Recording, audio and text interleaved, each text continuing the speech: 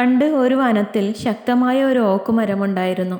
ഈ ഓക്കുമരം അതിൻ്റെ ശക്തിക്കും അചഞ്ചലമായ കാഠിന്യത്തിനും പേരുകേട്ടതായിരുന്നു.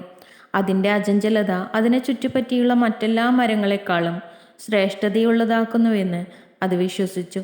ഈ കാട്ടിലെ ഏറ്റവും ശക്തമായ വൃക്ഷം ഞാനാണ്, ഒന്നിനും എന്നെ തകർക്കാൻ കഴിയില്ല എന്ന് ഓക്കുമരം പലപ്പോഴും അതിൻ്റെ ശക്തിയെക്കുറിച്ച് വീമ്പിളക്കിയിരുന്നു. കാടിൻ്റെ മറുവശത്ത് മൃദുവായ ഒരു അരുവിക്ക് സമീപം ഒരു എളിയ ഞാങ്ങണ വളർന്നു.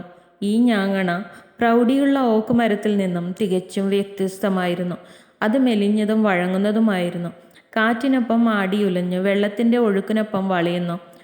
ഓക്കുപോലെയല്ല ഞാങ്ങണ എളിമയുള്ളതും അതിൻ്റെ ഗുണങ്ങളെക്കുറിച്ച് വീമ്പിളക്കിയുമില്ല. ഒരു നിർഭാഗ്യകരമായ ദിവസം ആകാശത്ത് ഇരുണ്ട മേഘങ്ങൾ ഒത്തുകൂടി. ഒരു കൊടുങ്കാറ്റ് വനത്തെ സമീപിച്ചു. കാറ്റ് അലറി, മഴ പെയ്തു. ഒരിക്കൽ അഭിമാനകരമായ ഓക്കുമരം പരീക്ഷിക്കപ്പെട്ടു. അതിൻ്റെ ദൃഢമായ ശിഖരങ്ങൾ ആയാസപ്പെട്ട് പൊട്ടിത്തെറിച്ചു. ഉച്ചത്തിലുള്ള വിള്ളലോടെ അതിൻ്റെ ശക്തമായ ശിഖരങ്ങളിലൊന്ന് പൊട്ടി നിലത്ത് വീണു. ഞാങ്ങണയാകട്ടെ കേടുപാടുകൾ ഒഴിവാക്കി കാറ്റിനൊപ്പം ഭംഗിയായി വളഞ്ഞു. കൊടുങ്കാറ്റിനോട് ഇണങ്ങി ആടിയും നൃത്തം ചെയ്തും അത് വഴക്കം തെളിയിച്ചു. കൊടുങ്കാറ്റ് കടന്നു പോയപ്പോൾ ഇപ്പോൾ വിനയാന്യതനും ഒടിഞ്ഞതുമായ ഓക്കുമരം ഞാങ്ങണയെ നോക്കി സ്വന്തം അഹങ്കാരം തിരിച്ചറിഞ്ഞു. ഞാൻ ഇപ്പോൾ മനസ്സിലാക്കുന്നു, ഓക്കുമരം പറഞ്ഞു. യോജിച്ചു പോവാൻ കഴിയാത്ത ശക്തി അർത്ഥശൂന്യമാണ്. പ്രിയപ്പെട്ട ഞാങ്ങണെ, നിങ്ങൾ എനിക്ക് വഴക്കത്തിൻ്റെ മൂല്യം കാണിച്ചു തന്നു. അന്നു മുതൽ ഓക്കുമരം മാറ്റത്തിനായി കൂടുതൽ തുറന്നവനായി.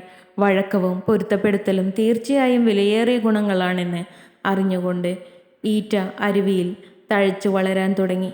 കഥയുടെ ധാർമ്മികത: വഴക്കവും പൊരുത്തപ്പെടലും വിലപ്പെട്ടതാണ്. ദൃഢമായ ശക്തി തളർന്നേക്കാം.